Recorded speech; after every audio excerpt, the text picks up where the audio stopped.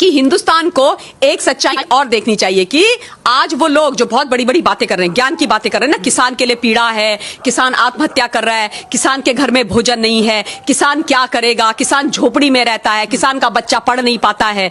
इतने सालों से, 70 सालों से इस देश का दोहन किया, इनको किसान का दर्द नहीं दिखाई दिया, इनको किसान की पीड़ा नहीं दिखाई दी। जब इन्होंने अपने बिचौलिए बिठाए मंडियों के अंदर इन्होंने इलेक्शंस नहीं होने दिए, वही लोग मंडियां इनकी कमिटियां चलाती रही और जो 100 रुपए का सामान होता था, जिसके 100 रुपए किसान को मिलने चाहिए थे, उसके 50 पैसे दिए, किसान को मरने के लिए छोड़ दिया। उसके बाद उस सामान को कोल्ड स्टोरेज में डाला, फसल को मार्केट में उसकी आवश्यकता बढ़ाई, उस 50 पैसे से लिया हुआ सामान 1000 में बेचा और हम तक पहुंचते पहुंचते वो 2000 का आ गया। 2000 में से किसान को कितना मिला? 50 पैसा। 50 पैसा। इन लोगों की बदौलत, ये बिचौलिए जो बैठे हुए हैं और इनके जो राजनीतिक आका बैठे हुए, उन लोगों की बदौलत, और जो आज सड़कों में खड़े होकर के चिल्ला रहे हैं, इसी बात का दर्द है, इसी बात का दर्द है। तब इनको किसानों की चिंता नहीं हुई। एक और बात बोलती हूं, 2004 से 2014 तक ये पता कीजिए हिंदुस्तान के किसान, इस हिंदुस्तान के हमारे किसानी कृषि मंत्री कौन थे? मैं बता देती हूं नाम, शरद पवार जी थे। और अब आप एक काम कीजिएगा, मैं ये डेटा मैं आपको नहीं बताऊंगी, आप 2004 टू 2014 तक ये निकालना कि कितने किसानों ने हिंदुस्तान के अंदर आत्महत्या करी, किस पूरे देश के अंदर और राज्यों के अंदर और खासतौर पे महाराष्ट्र के अंदर। निकालेंगे, दूध का दूध और पानी का पानी हो जाएगा, इनका काला चेहरा सामने आ जाएगा। शरद पवार जी सारे प्याज की सारी मंडियां कंट्रोल करते हैं, वहां पर सारी मंडियां कंट्रोल करते हैं और उसके बाद अगेन 50 पैसे में लेके उसकी होर्डिंग करते हैं, उसके बाद बेचते हैं। इन लोगों से प्रश्न नहीं किए जाने चाहिए, ये लोग जिम्मेदार नहीं है। कितनी आत्महत्याएं हुई हैं किसानों की महाराष्ट्र के अंदर, सुशील, ये तो सारा विश्व जानता है, ये केवल हिंदुस्तान की बात नहीं है। देश के अंदर कितनी आत्महत्याएं हुई इस पीरियड के अंदर, कहां थे ये लोग?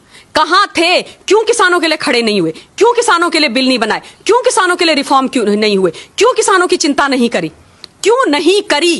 और आज एक प्रधानमंत्री, एक चाय बेचने वाले के बेटे ने जब इस देश में गरीबों के साथ, किसानों के साथ खड़ा होना शुरू करा, तो इनके दिलों के अंदर दर्द होने लग गया, इनको तकलीफ होने लग गई और ये बिलों से बाहर निकल करके तो ऐसे आ रहे हैं जैसे पता नहीं क्या हो गया, क्योंकि इनके जो जहरीले फन है ना, वो कुचले जा रहे हैं। इसलिए तकलीफ है। आज किसान को जब उसका हक देने की बात आई है, तो किसान को तुम बरगलाओगे? खालिस्तानी बिठा दिए हैं भाई।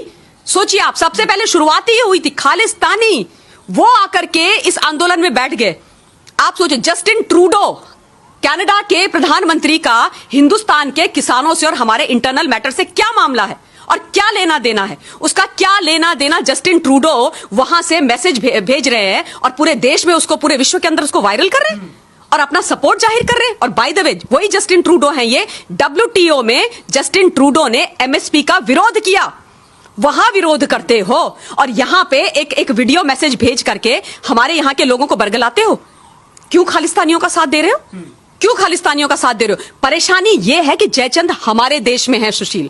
जयचंद इस देश की धरती के अंदर बैठे हुए हैं, वो इस देश का, मां भारती का, यहाँ की जनता का, चाहे वो जवान हो, किसान हो, आम जनता हो, उसका भला नहीं चाहते, क्योंकि जिस दिन उसका भला हो गया ना, इनकी दुकानें, इनका रोजगार बंद हो जाएगा।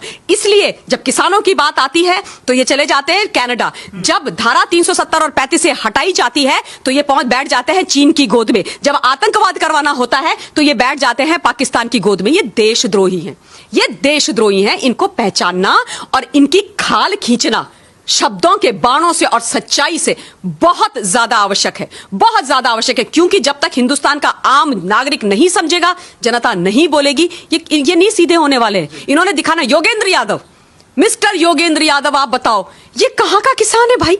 मैंने तो आज तक इनको, मतलब पूछिए इनसे पूछिए कि इनकी कितनी बीघा जमीन है, इनको पूछिए बीघा होता क्या है, पूछिए आप इनसे, अंग्रेजी बोलते हैं एलीट, इनसे पूछिए बीघा क्या होता है, कितनी बीघा जमीन है आपकी, पूछो आप, और कहां पर है और कितने आपके यहाँ, कितनी मतलब कभी आपने की है, कभी कोई रोपाई वोपाई की है कभी गांव में जाकर के?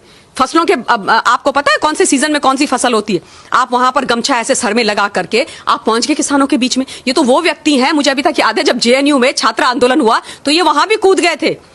नेताजी से ये स्टूडेंट बन गए, अब ये नेताजी से किसान बन गए।